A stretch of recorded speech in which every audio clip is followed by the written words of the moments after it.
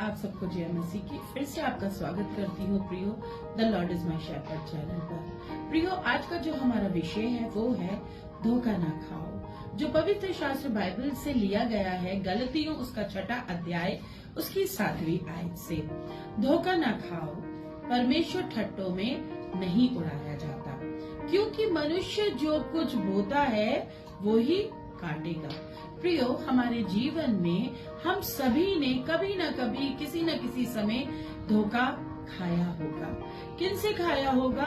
ये भी एक श्रेणी है जिनसे हम अपने जीवन में धोखा खा चुके हैं। शायद अपने दोस्तों से, अपने परिवार के लोगों से, रिश्तेदारों से, अपने पड़ोसी से और या अपने दुश्मनों से।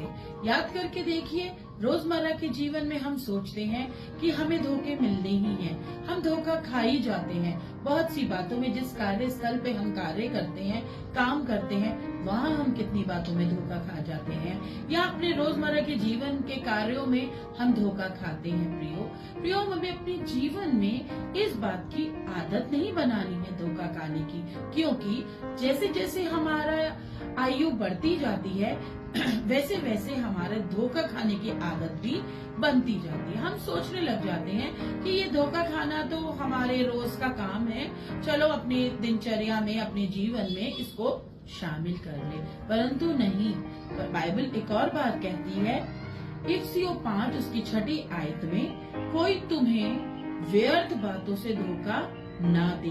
प्रियो, शैतान हमारे जीवन में ऐसा कार्य करता है कि वो हमें धोखे भरे जीवन में लेके जाता है, संसारिक बातों में लुप्त करा देता है, जहाँ हम क्या करते हैं, झूठे शिक्षकों के द्वारा धोखा खाने लग जाते हैं, बाइबल की बातों को भूल जाते हैं। झूठे शिक्षक या भविष्यद्वक्ता हमें क्या बोलते हैं? वे कहते हैं कोई परमेश्वर नहीं है, कोई शक्ति तो है जो इस ब्रह्मांड को चला रही है, परंतु कोई परमेश्वर नहीं है।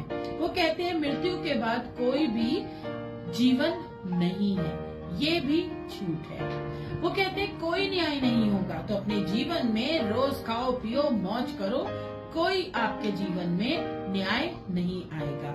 सभी स्वर्ग जाएंगे, ईश्वर ने जिसको भी बनाया वो सब स्वर्ग जाएंगे, परंतु मैं और आप ये जानते हैं प्रियो, ऐसा सच नहीं है। वो कहते हैं मन फिराने के लिए भी बहुत समय बचा है, बहुत समय है, मन फिरा लेंगे, कोई बात नहीं। तो इन प्रकार की बातों से प्रियो धोखा ना खाएं, परमेश्वर पे विश्वास करें, बाइबल को पढ़ते रहें, अपना जीवन परमेश्वर के हाथ में दे दें, क्योंकि पहले ही हमने पढ़ा कि परमेश्वर ठट्टों में नहीं उड़ाया जाता। प्रियो, तो धोखा ना खाना। जय मसीह की।